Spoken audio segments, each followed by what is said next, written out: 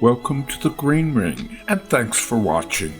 This video is first in a series of intermission features between Die Walküre and Siegfried, during the channel's note-by-note analysis of Wagner's Der Ring des Nibelungen from first page to last. Please do leave a like and or add comment, even subscribe to the channel, any of these being so vital to the YouTube algorithm which keeps this one-of-a-kind enterprise afloat. The Green Ring introduces many syntactic innovations crowded among those traditional analysis has identified as leitmotifs or motifs. This commentary prefers to take Wagner at his word, who thought of his music's functionality as parallel to that of spoken and written language. Through the large web of themes which dominate all four works, a language has been created of which the world as yet knows nothing. Rather than confuse the issue by adopting in place of musical terms linguistic ones, such as noun, verb, preposition, prefix, suffix, the Green Ring refers to the longest of the tetralogy's syntactic elements as morphemes, shorter constituents, modules, the shortest, cells.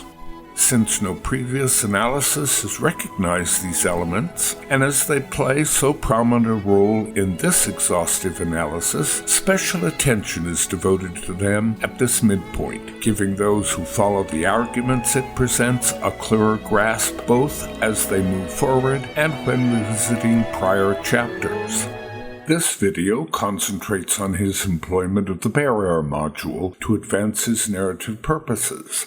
The sole commentator to recognize this syntactic idea, Derek Cook, doesn't include it in an introduction to Der Ring des Nibelungen, his groundbreaking analysis published with Decca London Records' first boxed edition of the tetralogy. Instead, he discusses the barrier in Vindications, his collection of essays on subjects ranging from Wagner to Wuthering Heights and the Beatles. He goes into much detail, explaining how the module occurs in virtually all the Meister's operas, stretching from Tannhäuser to Parzival, observing, Wagner used this motive to express man's attachment to false ideals, which erect a barrier between himself and his true ideal. Cook doesn't go so far as attaching to it the moniker barrier, but when referring to it, he several times encloses the word in quotation marks. As such, for convenience, the Green Ring accepts that as its official moniker. However, this analysis takes slight exception to Cook's narrow interpretation.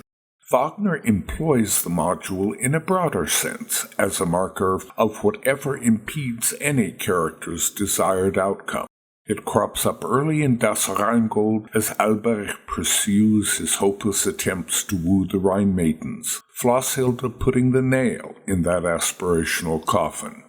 The maidens themselves praise their gold with the module to suggest the imminent defeat of their joy, which Loge soon transforms into the Nibelung threat against Wotan's grab for world power, one made frighteningly good as the gods descend into Nibelheim. Fricka opposes the gods' ill-advised payment for Valhalla, and he counters her, both with barriers. The module attends the immortal as he scolds Loge, then decides to pursue the fatal ring.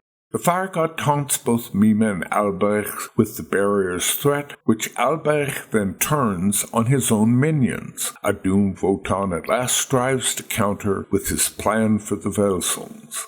The barrier creeps into Die Walküre stealthily, its first iteration deeply buried in the basic love morpheme's counterpoint. The next, slightly more noticeable, as Sigmund wordlessly agonizes over whether to remain under Hunding's roof, thus endanger the first woman for whom he's felt genuine love.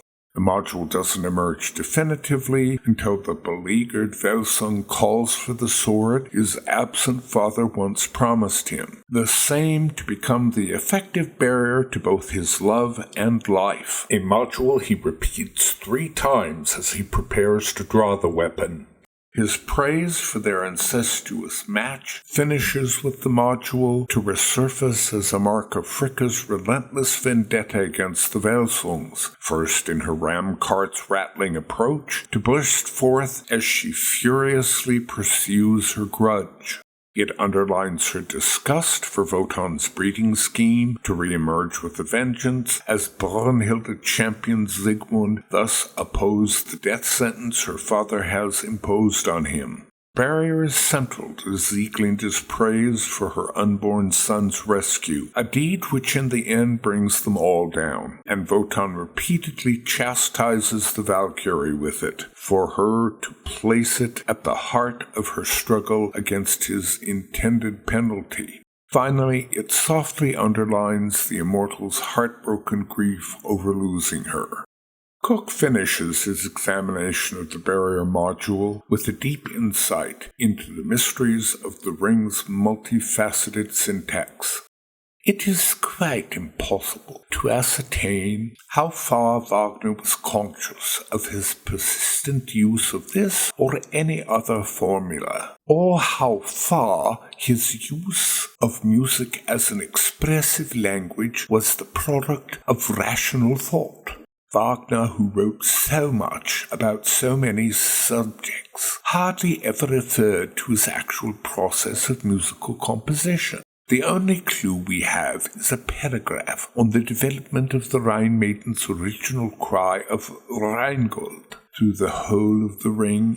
In it he expressed surprise at the way in which the phrase evolved into ever new harmonic forms, as the idea it represented became modified by subsequent events in the drama. This implies that direct inspiration played a very large part.